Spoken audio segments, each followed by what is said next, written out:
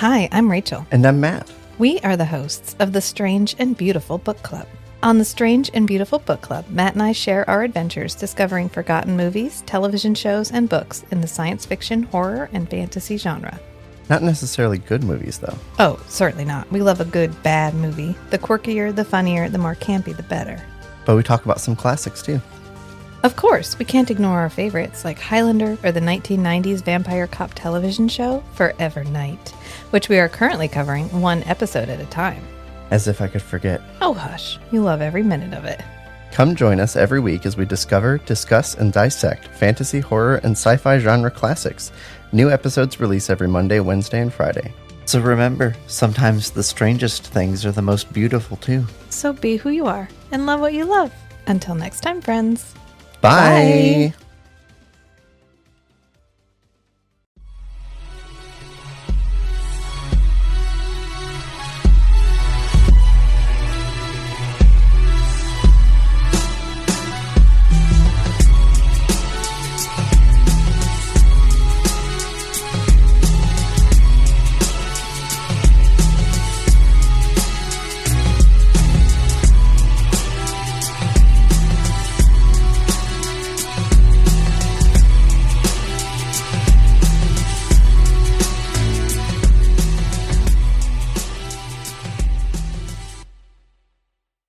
Thank you for tuning in to what is the opening episode of Cinematic Anarchy for Season 5, which we managed to do in spite of the fact that Murphy's Law kicked us time and time and time again.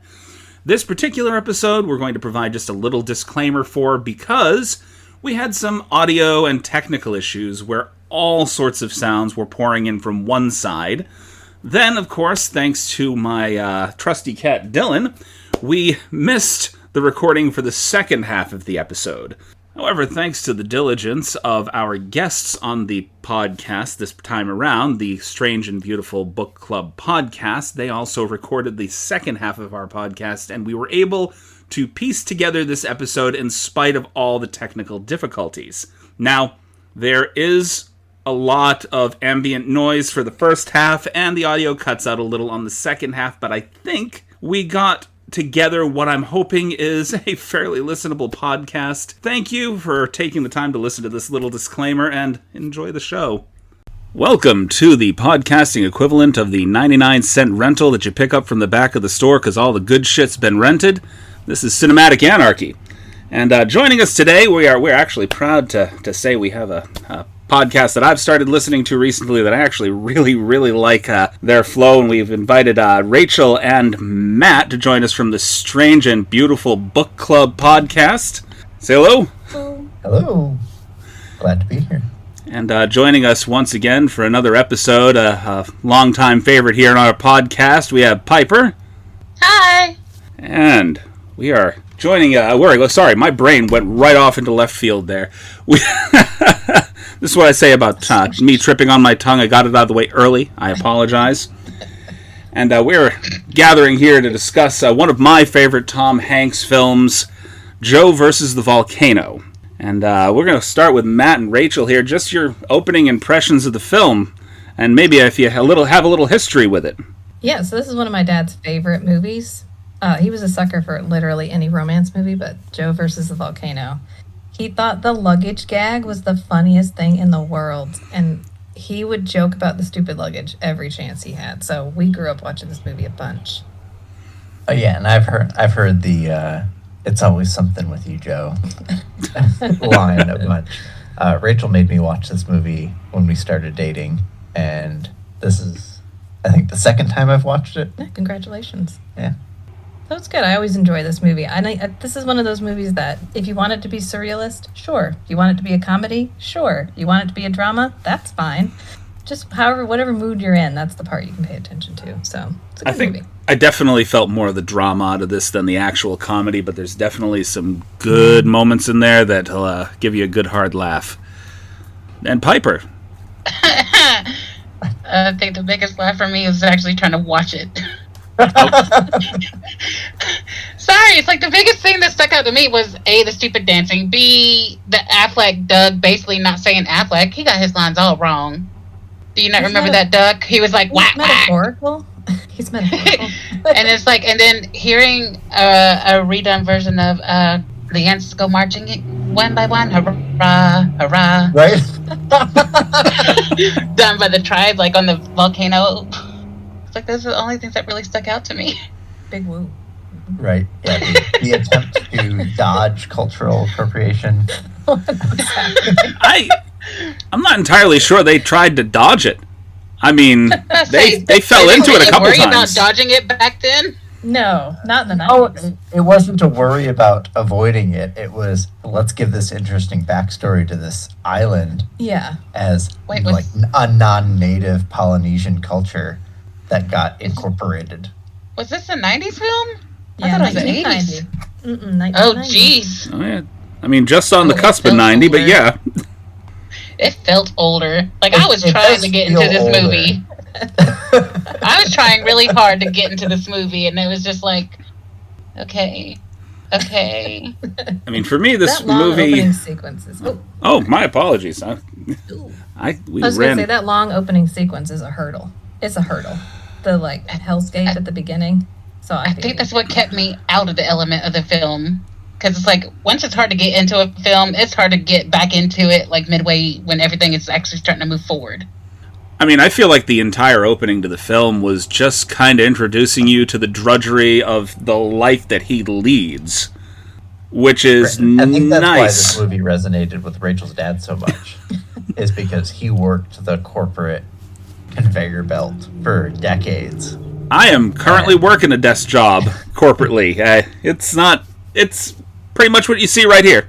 Yeah, I've worked in office for 6-7 years, and it's a lot like this. You two working wanted to at a big headquarters. smack your boss in the face with a silicone hand? Yeah. Okay. Absolutely. Sounds like me, every retail job I've worked. If I had a silicone hand on hand, trust me, a few people would have tasted it by now. If you had one on hand, would you give them a hand? Don. Deftly upside the head, yes, probably. Like, watching this, I was wishing for a brain cloud.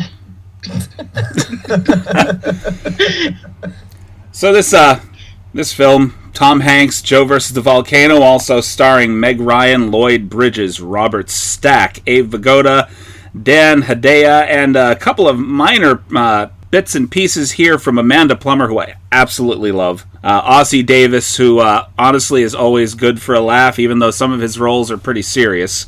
So let's just dive in. And I think I broke the conversation just jumping in there for no reason. I did like Lloyd Bridges. Every time I see him, I only remember him from Hot Shots and Hot Shots Part 2. That is literally the only thing I can remember him from. That's it. So every time I see him, I just remember the scene where he sharpens a pencil in his ear. So anytime he's in any other role, I can't see him as anything else. I had totally forgotten he was in this movie. Airplane as well. She looks at him like, "Excuse me, sir, where's your pencil?" Where's your pencil? I think he feels really comfortable in a good spoof movie. Yeah, he really did. It was good. It was his element, for sure. So. And he's been in like Mafia and both of the Airplane movies, along with Hot Shots and Hot Shots Part 2. Hot Shots, was that the one that was a parody, basically, of Top Gun? Effectively, yeah. Top Gun, Navy Rambo. SEALs. With Charlie Sheen? Yes. Charlie Sheen is Okay, literally... so I've seen that one. The only reason I've seen that one is because my boyfriend liked it, and he got me to watch it. I would never watch it with my mother, but my boyfriend got me to watch it, amazingly. He's got me to watch a lot of stuff I would never watch. Hot Shots was good.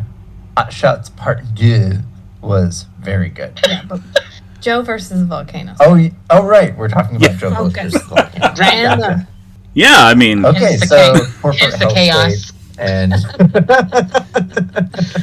and then how he gets out of it. this is, I don't know, Tom Hanks. I wonder how this movie would have hit in 1990 when Tom Hanks wasn't Tom Hanks. A little... Before he went viral. I can actually draw a parallel with this movie, though. Guy gets out of a job due to thinking he's going to die from a misdiagnosis. Well, I guess this one was a manipulation. But I don't know if anybody's seen The Last Holiday with Queen Latifah, but almost the same thing happened with her, although it wasn't a manipulation. It was a shoddy equipment at a hospital that made her think she was going to die. And she was like, I'm going to take all my savings and I'm going to go do what I want to do. I think I might have missed So, the volcano this in that one. You missed the one. The volcano. Okay, not a complete parallel, just that part. It's like, so that part did resonate a little bit because I was able to draw something to something I actually did love. I think it's a good setup. It's a done setup. But I think where we take it, it's like, oh no, this guy thinks he's going to die, he loses his job, and then somebody shows up and is like, but how about you go jump in a volcano? So from the prompt of somebody has something happen, they quit their job, and then things blow up at the end, my first thought is Fight Club. Never saw it. Okay. I can definitely I'm get not a sure Fight we can Club be deal. on that. I couldn't even draw that parallel, but now that I'm thinking about it. Shit. And now I'm going to be watching Fight Club this evening just to try to draw that mental parallel you did right there. I'm processing. I gotta hang on. I'm trying to process it a little bit. Processing that I never watched Fight Club. Like if Fight Club is at level 100 cynicism, Joe versus the Volcano is at level 0 cynicism. Here's the question though. You said the trope of finding out something, leaving your job has been done, but was it done that much before Tom Hanks did this? Good question. Because if so, I could say this film was even though it's not the best one to me, but still I could say go Tom Hanks for setting a standard. Yeah, this is probably the earliest movie. This is the earliest movie that I can think of where you're kind of challenging the whole corporate American culture. Yeah. Get a desk job, work the desk job, move up the ladder. Yeah. To be fair, we really only watch fantasy, horror, and sci-fi, so we have Me too. Very unique selection of cross section of cinematic knowledge. We really need a supernatural element. Yeah. I Did watched... you get that when the volcano spit the other two out?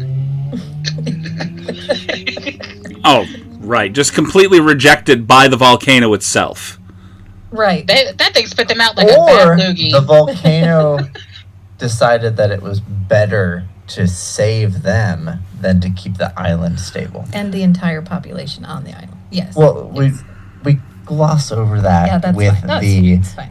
the resurgence of the luggage. We're all gonna get kidney stones from the orange soda anyway, so it's perfectly okay. Let's face it, those two would have died anyway. That water would have been so damn hot around the volcano because of the volcanic action. Not with that luggage. Magma. I'm talking about when they were in the water after it spit them out. Oh yeah. They would have been died just by diving in there. The turbulence of the island sinking pulled all the boats down with them. Yeah. But not that luggage. That luggage said, "Not today." Not today. So I actually had a friend of mine I was talking to while I was watching the movie, and she brought up the point that she doesn't think that they actually escaped the volcano. So her thought process was they jumped into the volcano, and what you're experiencing is the bliss of their afterlife in that next sequence directly afterwards. I can see that. It's a compelling argument. Ooh, I mean, like that. That's very much in vein with this movie is what you want it to be. You want it to be surrealist? Very true. Fine. You want it to be metaphorical? There's plenty of that in there. There's geese or ducks every single time someone is lying.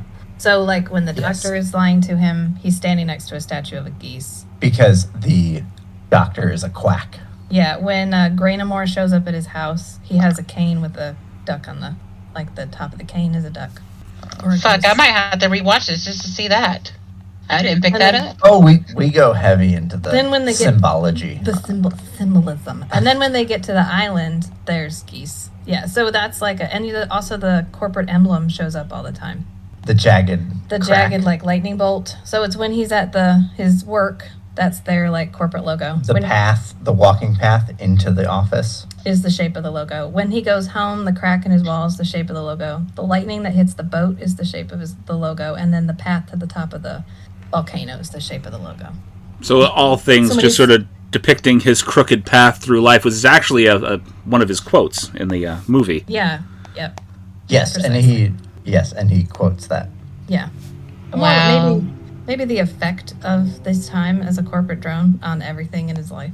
It ruined Y'all just made me realize a lot. It's a path with several heavy deviations. That I was so not drawn into this movie that I didn't notice a lot of shit.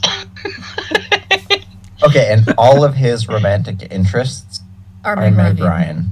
Yeah, I did notice that. She did great with all those. Oh man, I this is one of her breakout roles, and I've liked Meg Ryan in a lot of movies, but this is probably my favorite Meg Ryan movie because she's kind of showing off how good she is. Yeah. I don't think you But then she saw kind of as gets much. typecast. I think this is one of the few films that I saw her really kind of show the kind of range she has. I think when she fell into that area around When Harry Met Sally, so on and so forth, where she was in her romantic comedy phase, like heavy into it, she lost a lot of that versatility. You don't see a lot of it from her, maybe in that movie itself, When Harry Met Sally, but... Right, I think she got typecast, and I was gonna say, I don't think it's her got a lot of, versatility she director lost. pressure. she just started playing variations on the same character for a while. Well, it's one of those things, like, when you get typecast, those are the type of movies you get put into. You really don't have to rely on your range of versatility because they just want the same old thing, just redone with a different story and a different character name. So it's like, I don't think she lost her versatility. It's just there was no options for her to use it.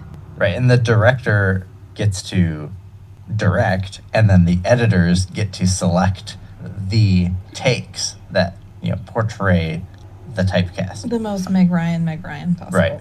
So to fall in line with your thing about the geese, I was doing a little bit of research, just little bits and pieces about the movie. During every point in this movie where he's making a major life change, he throws away a hat.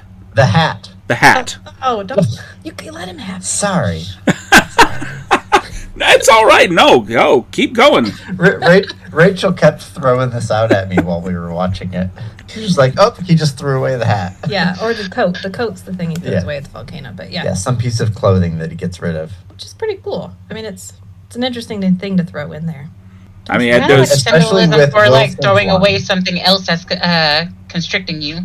Exactly. Yeah, and the limo driver Wilson, or was it Wilson, the best character in the I entire did like movie? him. Right. I loved him. his line about the clothes make the man, Indeed. and every transformational moment for Joe's character, he's throwing away a piece of clothing while he moves into the next action. Yeah. When he stops the limo and he's like, "Listen, I spent my whole life figuring out who I am. I can't help you. I'm tired." I was like, I love that. I felt that. I died. I was laughing at that part. It's like, you're asking me to tell you who you are, and I can't do that. I'm not getting Like, paid ain't enough nobody for got time for that. I mean, I felt that being a Oh my person god, that's that exactly it. that has a tendency to reach out to people that I know to somehow define me. I've done that way too many times. Just little bits of my life. I think I've reached out to you on occasion, a long while back, Piper. To find out who you were? Oh, of course. Of course. Little bits and you move down the road of what I've been doing lately, and I'm tripping over my tongue trying to get this thought out of my head. Pardon me. Between deaths, losses, several major moves in my life, things going on with my family, my sister, my kids, so on and so forth.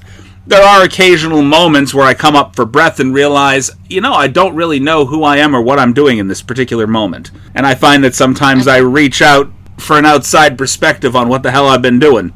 I can feel you on that. Although it's like when my mother died, it's like when you lose a parent, it's one of those things of like you kind of retreat a little bit back into your innocence, because at the same time you also realize that part of your innocence is just gone because someone who's been there from the time you were born all the way up until whatever point in your life that they're gone, it's like, that layer of innocence has just been cut off. At least for me it was. That's So fair. it's like a resurgence of trying to find out who you are without this piece moving forward. Yeah.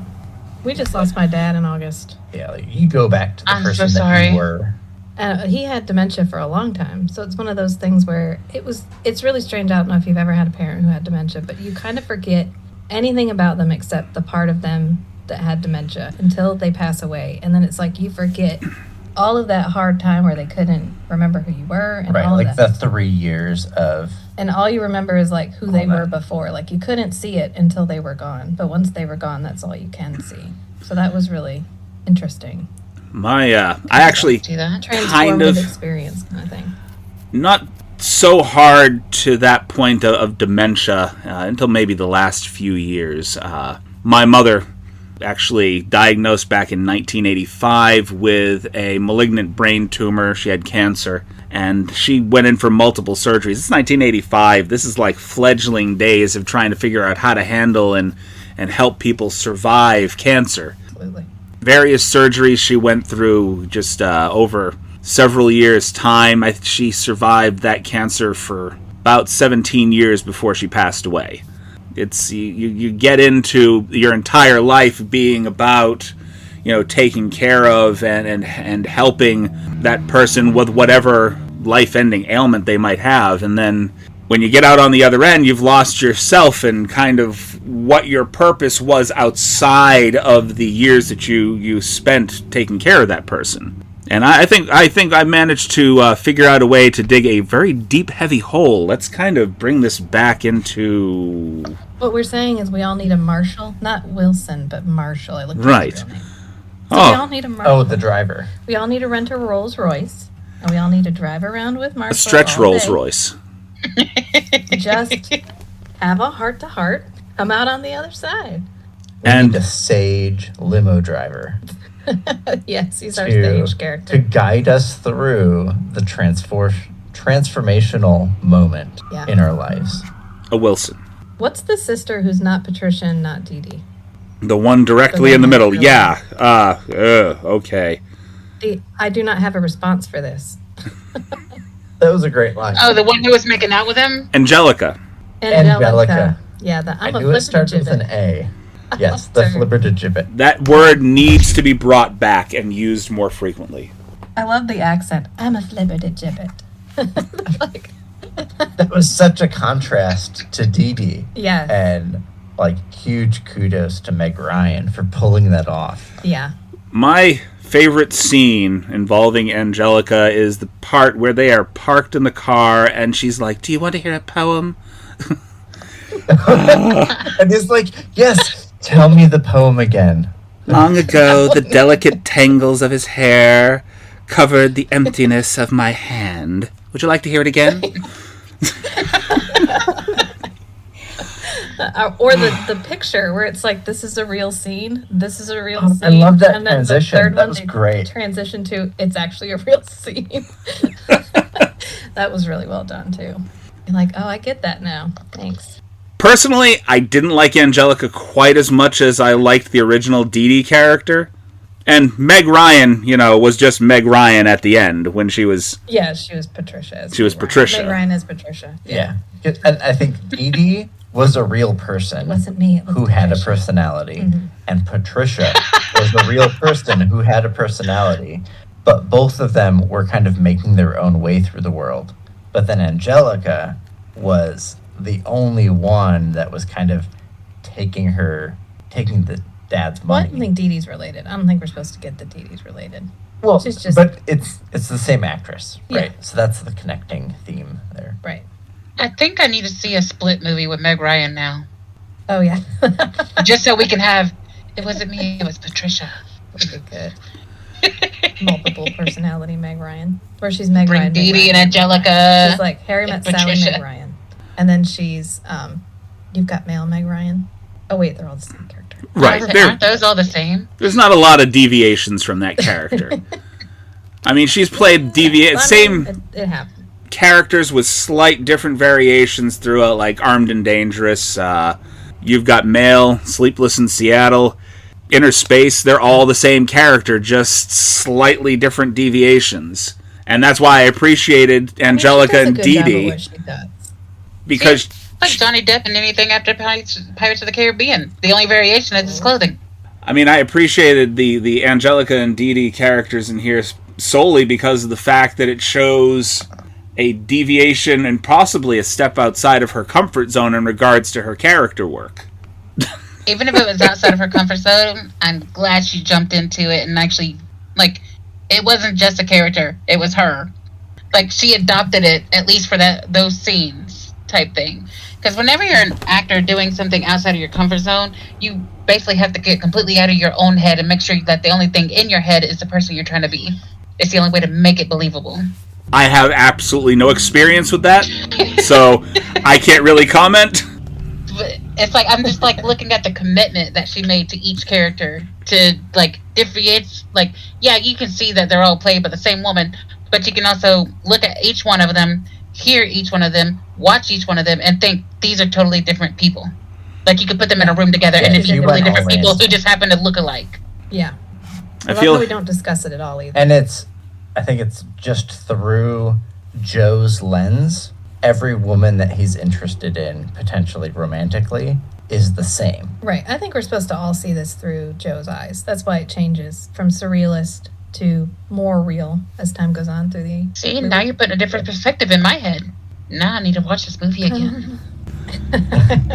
I mean, there was a different variation of her between every point or every major change in his life that he was making going throughout the film, including the voice coming over the loudspeakers at the go ahead. at the airline, also played by Meg Ryan. So she technically pops up at four different portions. In 4 different portions of the movie.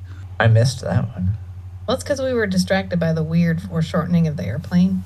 Yeah, the like fisheye lens. Yeah. In the sky. Yeah. Now we just need a movie that's like the whole cast is just Meg Ryan. I'd rather not, actually, if that's okay.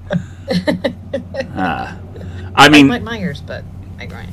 Don't get me wrong. I could deal with this. I can deal with this on this level. The 3 characters she played here, 4 with the airline attendant. But honestly, an entire movie, Eddie Murphy style, everybody is played by the same person. No, I'm good. Not with Meg Ryan anyway. I think they had their moment, and then we're all done with them now. Yeah, I don't think I've ever actually liked a film where you have a person playing 3 or more of the roles in that film.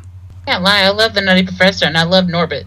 I just don't. I wasn't a fan of Eddie Murphy's or Eddie Murphy's movies where he went that way, where he felt he had to play. Maybe Coming to America, yes. But his other films where he felt the need to play more than one of the characters within the film, not trusting other people to do the work, I wasn't really for it. I think it's one of those things that works once. Like, it was funny in Nutty Professor, but then they tried to make the movie, like the Clampets, the movie, or whatever they were called. I can't remember the last name. But it just didn't, you can't do an entire movie of fart jokes, turns out. So it wasn't that great. Like, it was one of those, like, oh, that's novel. Oh, okay. But then when you saw it again, you were like, I'm okay. Like, not funny, though. It's like watching the same stand-up routine more than once. You're like, that's okay, it's still funny, but it wasn't as funny as it was the first time. And then they kept doing it. I don't know. And then Mike Myers tried it. I don't know, I feel like that was like an early 2000s moment. We're like, why don't we just put them all in different makeup, and then we have the entire cast, and we don't have to hire anybody else. Right. I mean, it's more, hey, we're going to save a few dollars if we make sure this guy plays 12, 13 different roles in this film. We can do that. I didn't appreciate it for Norbit. I did not like he played a couple of different roles, I believe, in Vampire in Brooklyn, too, which also bombed pretty hard. And then I never watched it. Of course, Dave, which was, Eddie Murphy inside Eddie Murphy for an entire film. So that sounds like it could be a completely different type of film and a completely different type of genre. Basically, Alien Eddie Murphy inside of Eddie Murphy. Alien Eddie Murphy inside a robot Eddie Murphy trying to become a human Eddie Murphy, That just sounds awful. Right. It was not good at all. It was not good, no. I think I enjoyed the movie when I watched it once because of how bad it was. Like, it was by no means a redeemable, funny movie, but it was horrible just for the sake of being horrible. Yeah. I feel like horrible movies have that, like, sweet spot where you're bad enough, you're funny. But if you go below it, then you're, no, it's not even funny. So you have to hit that sweet spot of, like, it's so terrible, I enjoy watching it and watching with other people to see how they realize it's terrible. But if it gets below that line, then you're just like, meh, I can't even watch it. I think that midline and below describes most of the DVD collection that I have sitting in my house right now. So, we did Wing Commander. It's really hard to talk, like, I don't know, hold any kind of moral high ground when you've reviewed Wing Commander, so. Yeah. Yeah, I think, honestly, Wing Commander falls below that line that we're talking about right now. I remember I wanted to see it in theaters, and I remember being like, "Wasn't that bad?" Matt and I watched it, and I was like, "Oh, that was really bad." A lot of fun talking about it, though. I watched that for the Especially first when it time on VHS a long while back, and in all honesty, that's one of those movies that you really regret purchasing, like spending money on in any form. Well, we have an episode about it. It's the way you talked about buying a VHS, as if all of us in here was never at the age where VHS was prominent. I'm mentioning it because I'm feeling that I'm talking with people that might actually be able to appreciate what a VHS cassette is.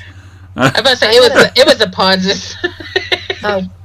We were a Betamax household, so actually. Oh, what is wow. a Betamax? Betamax was the competitor to VHS. HD DVD was the competitor to Blu-ray. And of course, Laserdisc was the competitor to the original DVD. Y'all are speaking foreign to me. Not a good competitor I've either. watched a few movies on Laserdisc. Yeah. Betamax looked like a VCR, but it was shorter. And they were just, a lot of It was the two same formats. kind of technology. Yeah, two things just would a come out at the different same time. Like standard when, of how the shape and size. yeah, when Blu-ray came out, there was a competitor called HD DVD. And effectively, Remember that. whichever format the porn companies choose to release their films on is what wins. And so, porn with Blu-ray. But porn Yeah, actually Blu-ray did players. both, because I did work at a porn shop, and they did have that HD thingy, as But well they as ended up Blu-ray.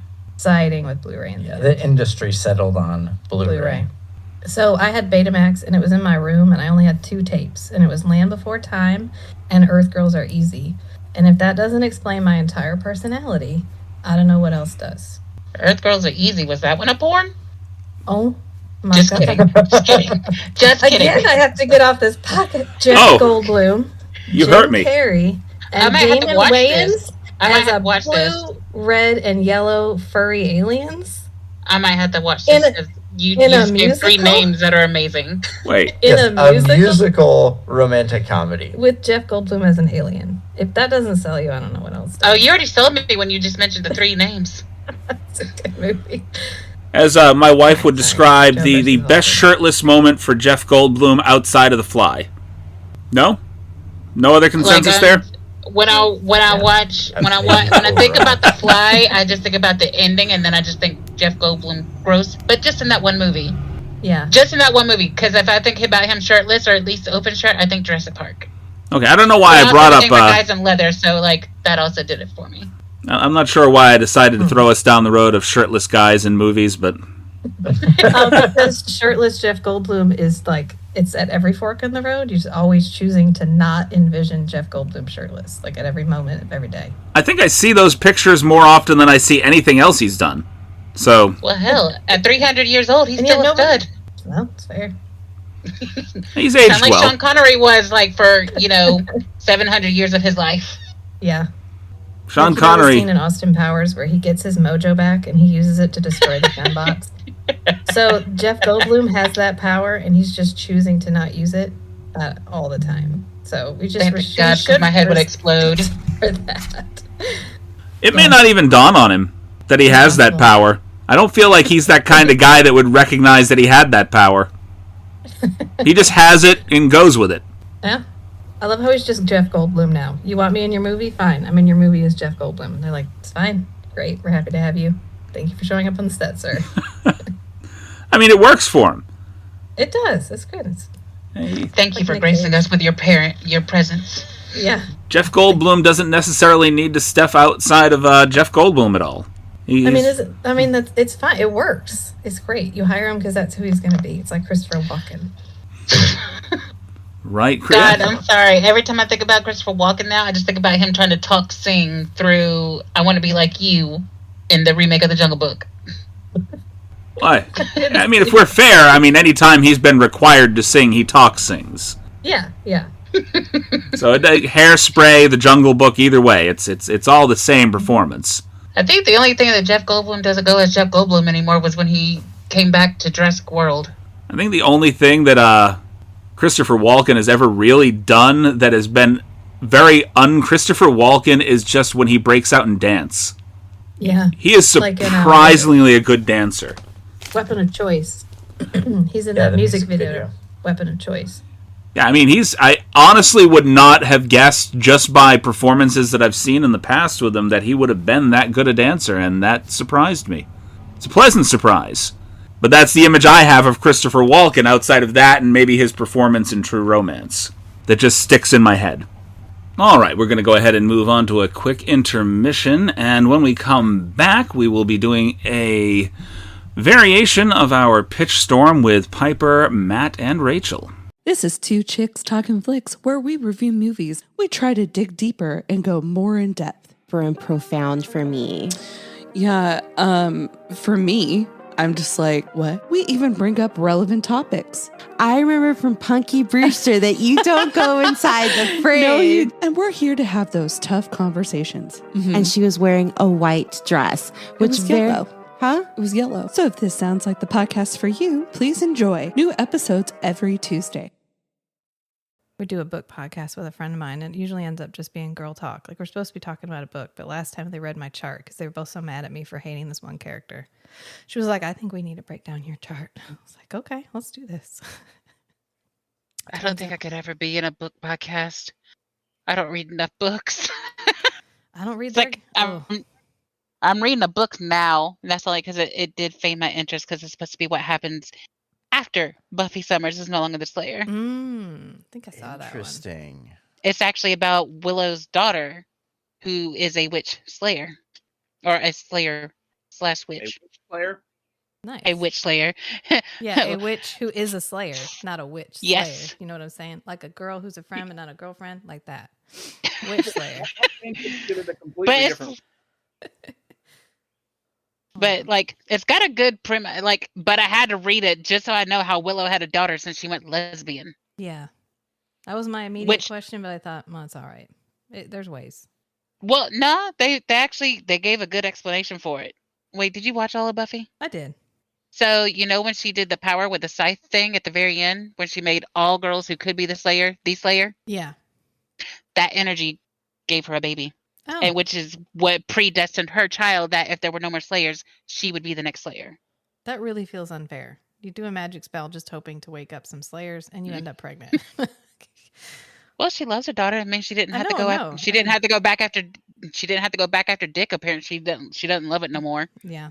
But I was like, I always thought like Willow should have been bisexual, not just completely lesbian or completely straight. Since she did go from being straight to being a lesbian, I'm like, I would think that she should be more bisexual. It could have just been early I do know 2000s bullshit. Yeah. Maybe the pendulum swung can't one be that way and then all the nuanced. way the other way, and then eventually later on it settles in the middle. Yeah, it's, early 2000s, like, it was cool. You could finally put them on TV. But you couldn't. Well, hell, they were a big part of that. Yeah, they really I were. think they were the first lesbian couples to actually kiss on TV, like on primetime TV. Babylon 5. Because we all know HBO had their stuff. Babylon 5 has the first female kiss. Oh, really? Yes. I do not know what is going on. We have no soundproofing going on over here. So literally the amount of street noise going on outside of my house right now is the house across the street on fire? Hopefully not. We've had 2 fire trucks, an ambulance, and many people who don't know how to muffle their own vehicles that have driven by today. How dare they? Don't they know you're recording? Let's put a sign right? out on the air. If you have room to do construction, I have a framing layout that I used for the sound insulated walls for our recording area. I don't know, actually. Maybe. Matt does DIY-ish things. Am I coming in echoey? Are we echoey? You're not echoey. Discussing how much background noise, just residual noise from outside on the street, is actually coming through over on this end. Well, yeah, if you can't hear my roommate's stuff and all the kids playing outside, You're there's good. a freaking army of them. Then I'm good. It's because the sun's out. They got kicked out of the house. Let's see. There's like five plus 3 kids, so 8. That is an army. Yeah, the Stream Deck should be doing some Noise gating and nothing's coming through my Stream Deck right now. Yeah. So you didn't hear any of that going on back here? No. I heard all the sirens and shit. Yeah, we heard sirens. Yeah, that. Yeah. No, sir. We could hear if a motorcycle gang went past your house. Yeah, I mean, it sounds like a Harley race took a bad accident. That's Damn. Oof. Dark. Well, I figure Again. plenty of motorcycles have gone by, followed by plenty of ambulances, so you can't rule it out. All right. God, I'm glad you're not doing this video stuff, because I'm over here looking like a dragon with my vape. Just all the smoke coming through my damn nose. Well, when I'm ready for video, I'm gonna come over there to talk to you. Try to get this stuff up and running. I gotta get Thomas You're gonna come to agree with video though. You're gonna come all the way to Georgia just to talk to me about video? We can do it over chat. Here, I'm not driving all the way back there. No, Metaphorically. I'm good. It's metaphorical. 4 times in my life is enough. Oh, you don't miss me? My feelings, if I had them.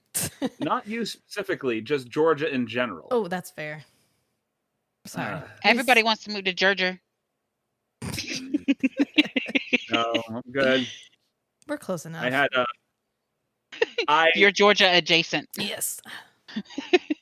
I can completely pinpoint the area in the time that I spent in Georgia where I became terrified of ladybugs.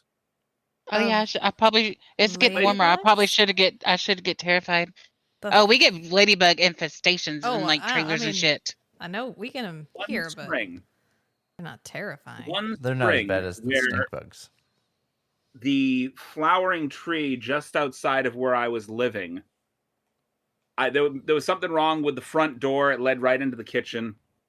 And the flowering tree that particular year, I guess it must have been the perfect storm of something that attracted a swarm of ladybugs who then went from the tree and started pouring in through a crack in my door like some horrible Stephen King movie. Just ladybugs everywhere. Are you from Massachusetts? Me? Yes. Yeah. Okay, so you didn't grow up with sounds like rhododendron bugs. Which, like up north, I grew up in is that a medicine? Michigan and Massachusetts, and rhododendron is a bush up north, but in the south, it's a tree. Yeah. Yeah, I was gonna say it was more of a tree-sized rhododendron. Yeah. Yes. Yeah. Same. Yeah, I guess that must have been what it was actually. Yeah. Every time Matt's brother visits from Massachusetts, he freaks out about the bugs. I'm like, sorry, there's bugs here. They come in your house. I gotta deal. It's like I gotta deal with cockroaches and bugs. Although most of the cockroaches are gone, thank the gods. But I hate cockroaches. Through my door into my kitchen. They do that. Oh. We lived in a camper for a little while, and we had a stink bug infestation. And you could hear them when you were sleeping. It'd be like because they make this really loud sound. Matt would get so mad. Oh my god! I go hunting and I get at least one stink bug a day in here, and I had to keep on trying to let it out. And there's a hole in my ceiling now where apparently carpenter bees are wanting to come in. Oh. So I was trying to the stink bugs I don't kill because they will stink. So I try to just put them back outside. Mm-hmm. But bees, I try to let them back outside because I do think they're cute and I don't want to kill them. Also, most of the time I'm not wearing shoes, so I don't want to try to step on them. Carpenter bees don't even have stingers. Yeah, and they're solitary. They're like what does that mean? They don't hive. Yeah, they're not a hive. They just... Oh, thank the gods. That means I can just put them out and they're not going to sit there and swarm me. No, there's only one. Yeah, there's no queen. Well, it's like I put one outside one time and then it landed on its back. So I actually went and got like a little stick and flipped him back over because I didn't want him to die. He was cute. They're like bumblebees. They're so big and fluffy looking. It's like, they're so cute. It's like, yeah, just I didn't know that carpenter bees didn't have a stinger because they look exactly like bumblebees. They do. Mm-hmm. Yeah, they're not aggressive. I mean, they'll buzz you, but they won't. They don't want to hurt you. Okay, so I don't have to be so scared like I was. In the film discussion area on the Discord, I went ahead and sent the cards that we drew at the beginning of the podcast, just so you can get a read on what we're going to be discussing for the second half during the pitch storm. Okay. Oh, there they are. What if the main character was a ghost the whole time? Oh, wait. So we're doing The Sixth Sense. Okay. We're doing The Sixth Sense if it had been led by Robbie from the Wedding Singer. A disgruntled wedding DJ is held hostage at a Love stinks. Yeah. Well, Love stinks. Yeah. I watched The Wedding Singer in a long time. I love that. Like every time he goes to somebody, it's like, especially when you go to the like lady with the sideburns, she's just like, love stinks. Or what about George? So, Do we're you talking really want to hurt? disgruntled wedding singer. DJ, disgrunting. I went with wedding singer, wedding DJ. Disgruntled wedding DJ is held hostage by a karaoke bar run by mobsters. What happens if one of the main characters is a ghost the whole time? I'm feeling wedding singer meets The Sixth Sense meets The Sopranos. If the cast is a Sopranos, It's like, oh, this meets Carlito's Way. I've never watched The Sopranos. Neither did I. That's why I'm like, No. it's like, what's a mob movie I have watched? Because I never watched Godfather either. I think I may. I had a boyfriend who was like, my God, The Godfather. So we had to watch My The boyfriend Godfather. loves it, so I'll probably watch it at some point. Casino, Mhm. Didn't watch it. a mob movie. It's like the only mobbish thing I might have watched was probably Carlito's Way. Boondock Saints. Oh yeah, I was about to say Didn't watch that either. the most Modern. mafia mobster thing I can think of is Boondock Saints. But I do understand the references anyway from all the TV and shit I've watched. God, we've quoted it at least twice since we started it. Matt did the symbology. Symbolism. Man, See, y'all talk about symbology, and I think about this game called Star Ocean, The Last Hope. Oh, yeah. That was what their magic was called, was symbology. Yes. I played Star Ocean. The video game. Yeah. It's Willem Dafoe. He's like, the word you're looking for is symbolism. Symbolism. I'm gonna have to watch this. I do love me some Willem Dafoe. Oh, it's the best. Oh, yeah. Yeah. There was a firefight. I love Boondock Saints. Yeah, cross-dressing FBI agent. Yeah. Well, he dresses up as a woman at the end, so Right. yes. Yeah. In that sense, you could say that. God, I love a good cross-dressing woman. oh come on! You felt it the entire time. William Dafoe was going that way the whole time during the movie. He was, but Oh, yeah. the semantics of the 90s movie and the way we 90s gets to be a minefield when we start talking about representation. So I just try to okay, let's make sure we stay in context. Right, because he only does it the one time. It's Yeah. like this isn't a Say, pattern. I in watched his two. life. I watched Tu Wong Fu. Oh, love that movie. Oh, that's a good movie. Oh my! The very first time I ever saw Wesley Snipes was in Blade. So like watching him not talk much, being all macho in Blade, and then all of a sudden seeing Tu Wong Fu later, I was just like, My oh first no, he Wesley did. Snipes was not that Wesley Snipes. It was Demolition Man. Oh, that's a good one too. I saw that too. That's a good Oh one. too. God, I am the law. Wait, that's a different movie. It is. This is the one where it's the future and every restaurant is Taco Bell. Because they won the franchise And then, award. and then like Judge Dredd. Judge Dredd. That's what I was. That's where I got that. That's easy. They're pretty similar. And I am the law. Every time he does that, I just want to Laura Croft him and just go, no. Trying to run a Wesley Snipes playing Judge Dredd doing a Sylvester Stallone accent. oh. It's not hard to do. You just got to make sure that you make sure one of your lips is dropped, which I think is his right side, because that came from actually when he was born. Hmm. Doctors, I think his mother had a cesarean and they cut a nerve. Oh. It was the old days of cesarean. Yeah. Not like it was. not like 17th century cesarean, No. but still. No. Yeah. Science has come a long way. Yeah. We watch a lot of Science. We watch a lot of old media, so you forget. You're like, oh, the 90s is modern. And then you watch it and you're like, nope. No, it's not. God, I hate that I'm like at the age that anything I played or watched is now considered retro. Yes. I have Yeah. I have an 18-year-old It's like- niece, and she's so over me all the time. I'm like, you haven't seen that movie? She's like, it's old and it's boring. I put on Boondock Saints, and she pretended to fall asleep. I was like, this is culturally relevant. When you go to college, everyone is going to ask you about this movie, and you need to have watched it. And she was like, it's too boring. God, Fine. I'm glad I didn't go to college because people probably would have asked me about Lord of the Rings, and I'd be like, I fell asleep in the first 10 minutes of the first movie. Look, I got a lot Like of that- garbage that- on my shelves. And I will look at my son when he tries to sit down and watch some of these movies with me, and he'll roll his eyes like, this is boring, this is horrible. It's like, these are horrible movies, and I told you that from the get-go when you came to sit down here and watch this with me. This is an educational Like, I experience. hid nothing. God, I remember the first older movie my mom got me to watch was Splash. I love Splash. That is a Tom Hanks That's movie a I do Tom like. Hanks movie, yep. Daryl Hannah. Disney got into And trouble. John 'cause Candy. Disney got into trouble because they digitally erased her butt crack in that one scene. I'm so fucking mad about that. Everyone was like, It's like, come I'm on, like, guys. oh God, they put Adventures of Babysitting with God, what's her damn name? Oh God, she's like an 80s woman. Elizabeth Shue? Yes. It's like, they dubbed out like all the cursing and stuff. And I'm like, you have an adult version of Disney, because like when you actually sign up for it now, you can have it to where you have the kids, and you can have the one where you have the more mature stuff which will play like Punisher and Daredevil, like the series. So it's like you dub this, but I can go back and watch Once Upon a Time in the musical episode where Lana Parrilla belts out the word bitch, and it's still in there on my Disney. Oh, Disney.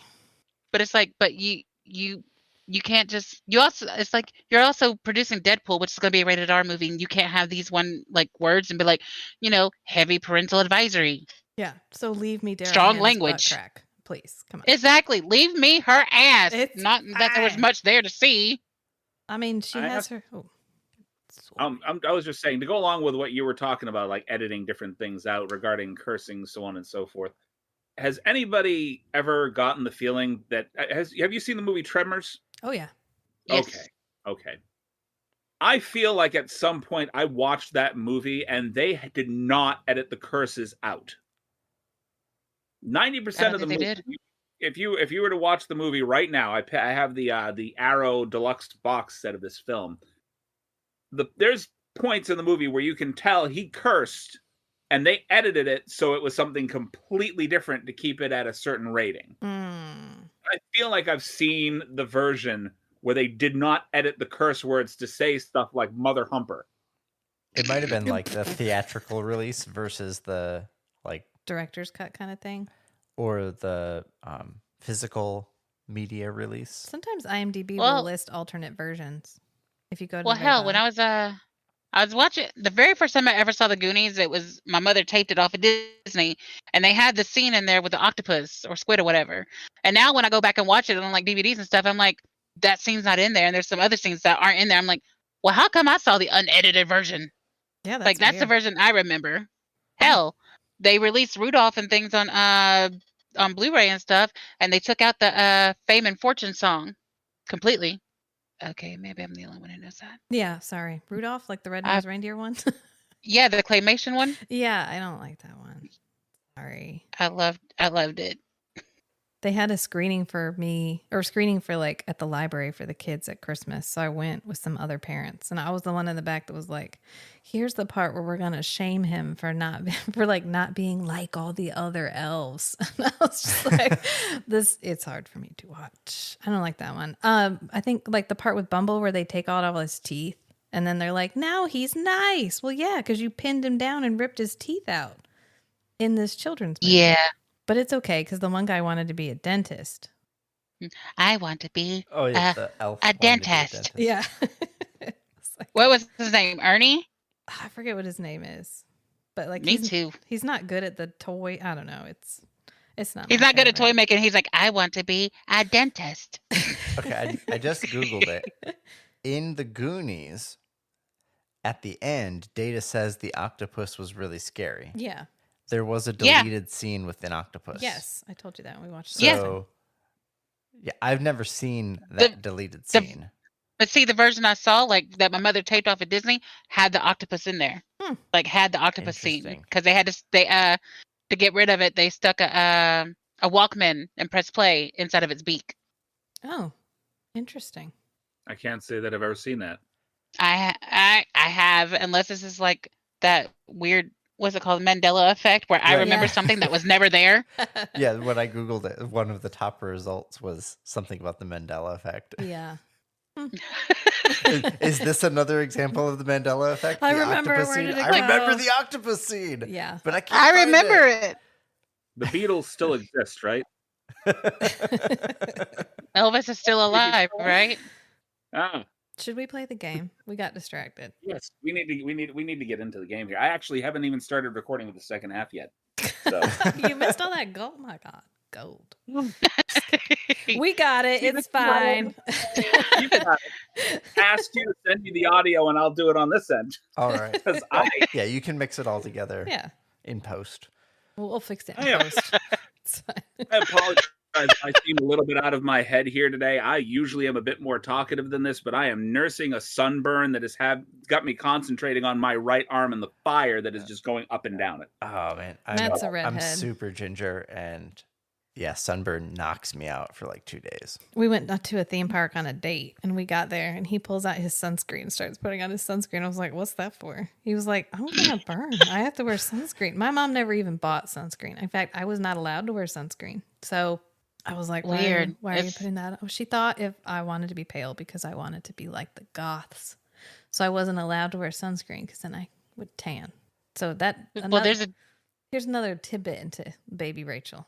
Let's say, We're- I think sunscreen's supposed to protect you from tanning, while suntan lotion made you tan. I have all these pictures of me as a child looking like a poster child for adult skin cancer.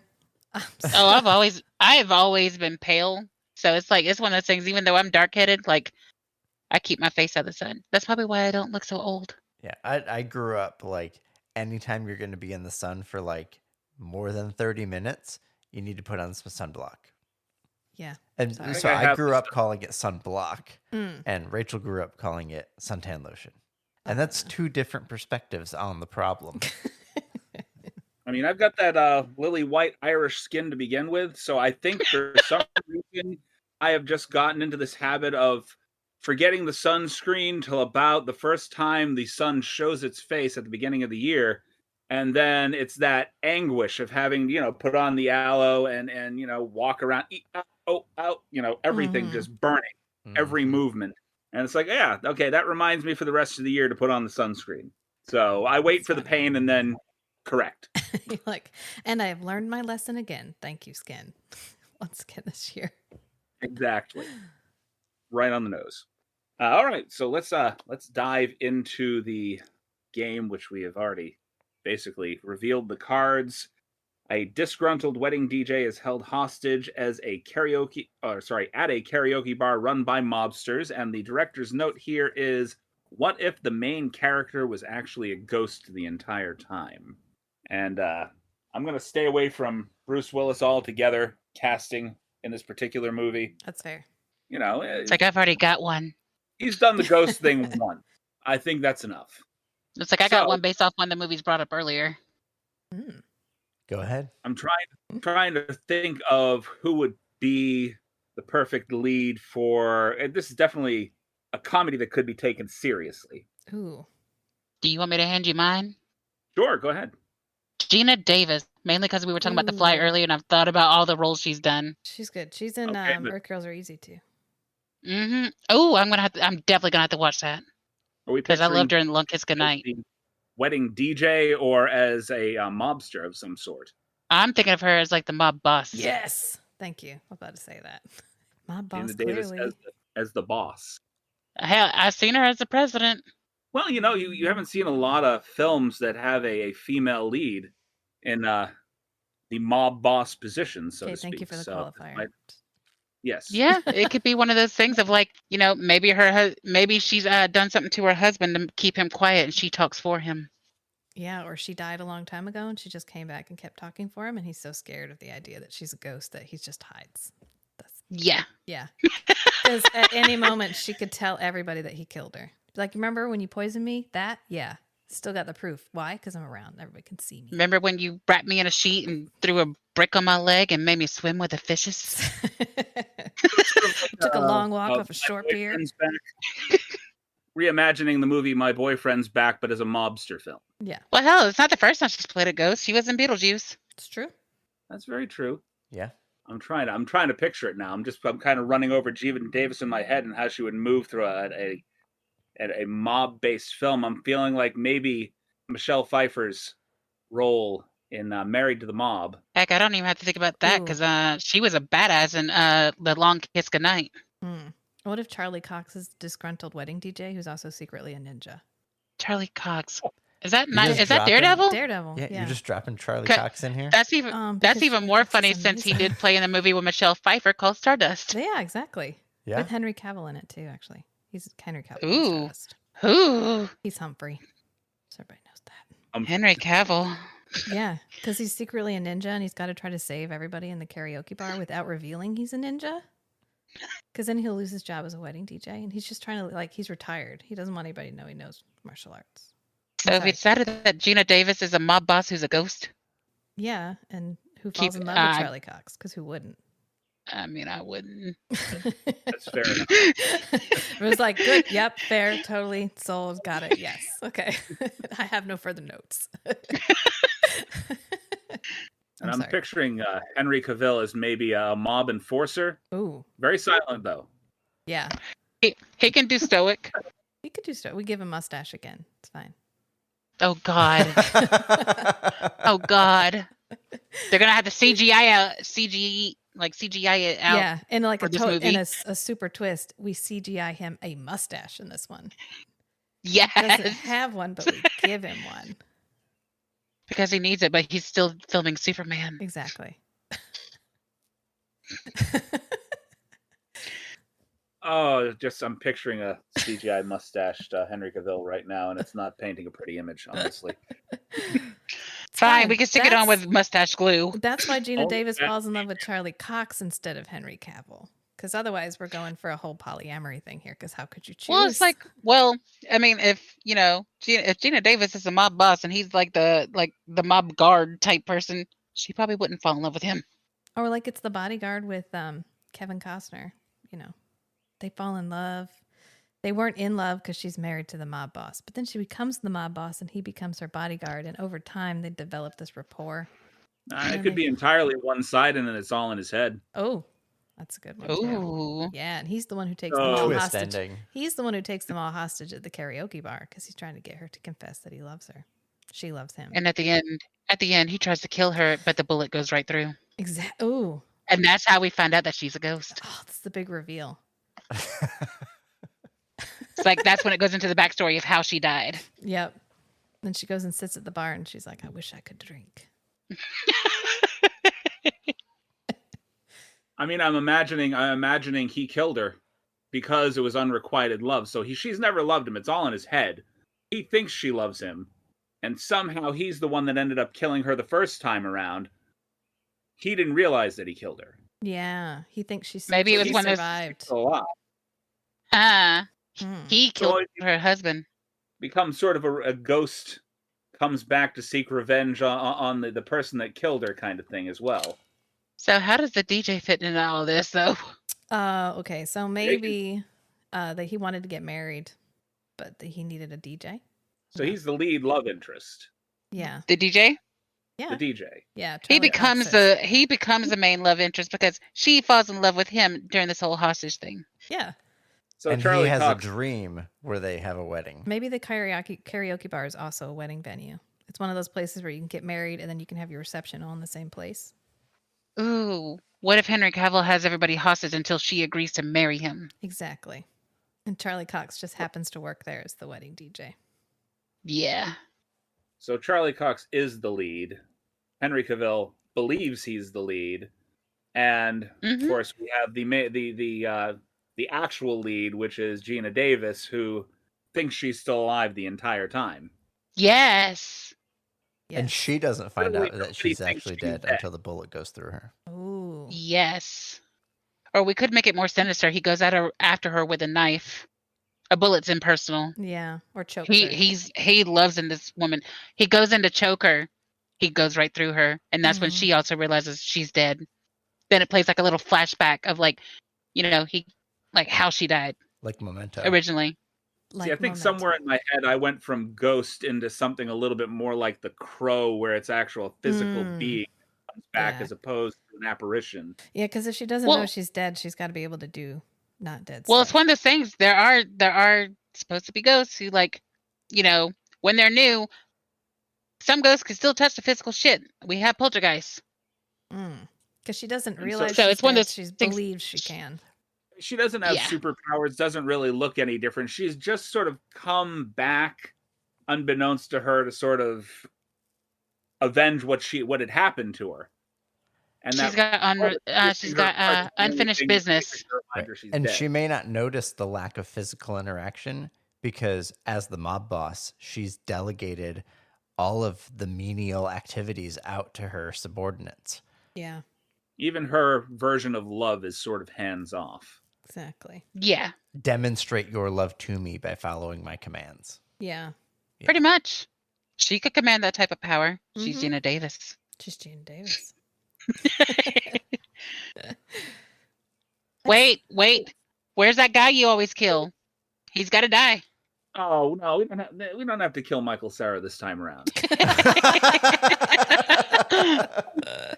We have a running gag with a lot of our pitch storms. We have gone back over a lot of things, and I believe about 80% of the pitch storms we have done since watching the movie This Is the End. Michael Cera has died in one way or another. Yeah, that's my favorite role of So his.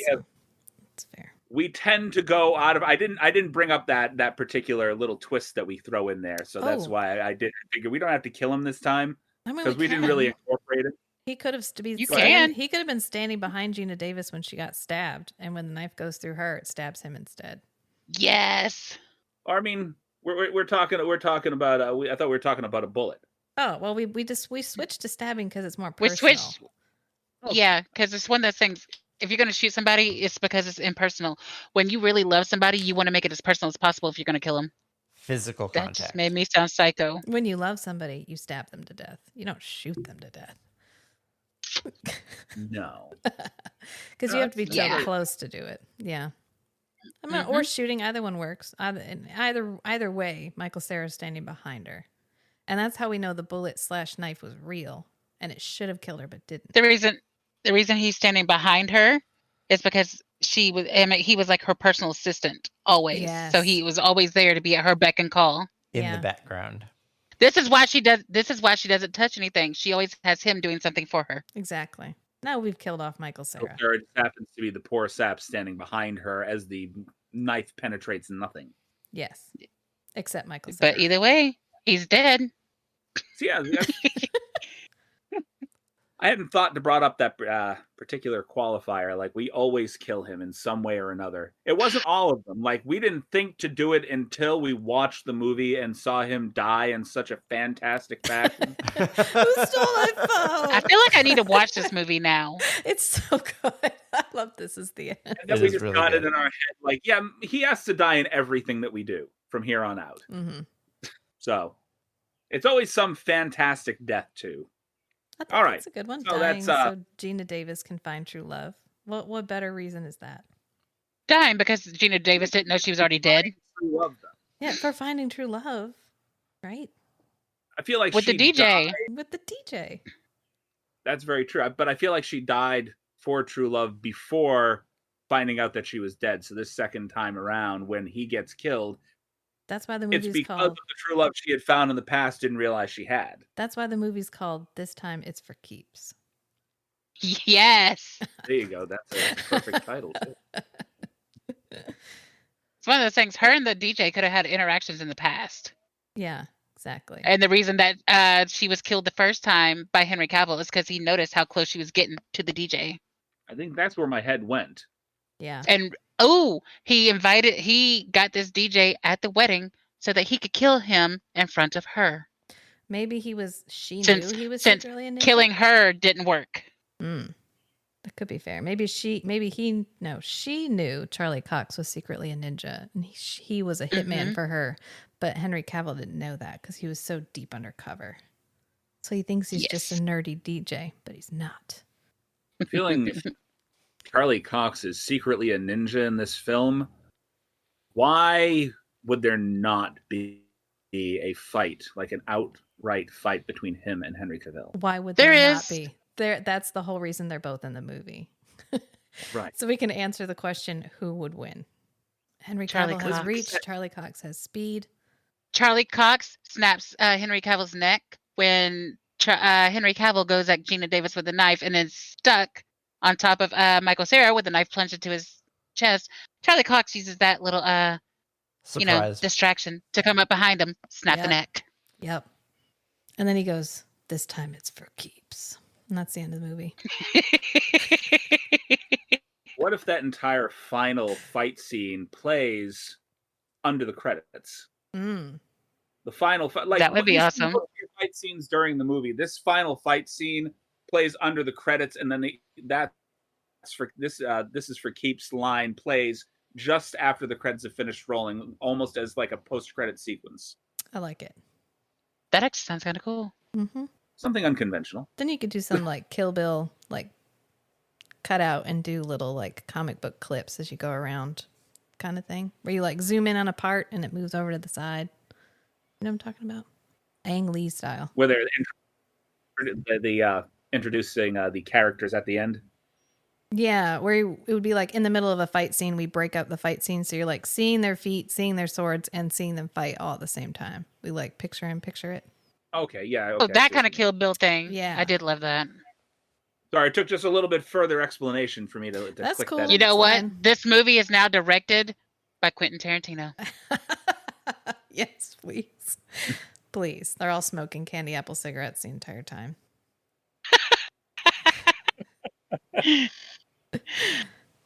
That's perfect. I love that. All right. So now that'll bring us to the end of our podcast today. And Rachel, Matt, do you want to tell everybody where we can find your podcast? Sure. We're the Strange and Beautiful Book Club on Instagram. We're also available on pretty much any streaming platform. We use the same host you do. So we're on Spotify, but pretty much anywhere you can. We're on YouTube too, but I'm like really slow and I don't really care that much about YouTube. I'm really sorry. So our YouTube is not as up to date as the rest. So we are on YouTube as the Strange and Beautiful Network, or we're everywhere else. It's the Strange and Beautiful Book Club. And Patreon. And Patreon if you'd kind of want to do that or whatever. Yeah, that's pretty much. We have a website, but it's broken, so I'm not going to tell you what it is, and I haven't fixed it yet because I am not a web developer. You have more important things to do. But yeah, mostly where I post all of our updates is on Instagram, and we're the Strange and Beautiful Book Club on there, and I have a link in our bio. I'd say 90% of what we do is on Instagram as well, with slight deviations off to Facebook and Twitter. And I'm waiting on a little bit of extra information from Miss Piper so we can start telling them about some short film venture that she's currently in the middle of. Ooh. Then do you want to tell people where you Y'all can find me on Twitch, www.twitch.tv/BEUTIFULL_PIPER. That being said, do you want to take us out the way that Miss B generally takes us out? Is that Stay Thirsty? Stay Thirsty? Miss B insists upon closing the podcast. Yeah, it's close. Very close. She insists upon closing the podcast with a very loud, drink some water, you thirsty bitches. Oh, nice. Oh, that one. Stay hydrated.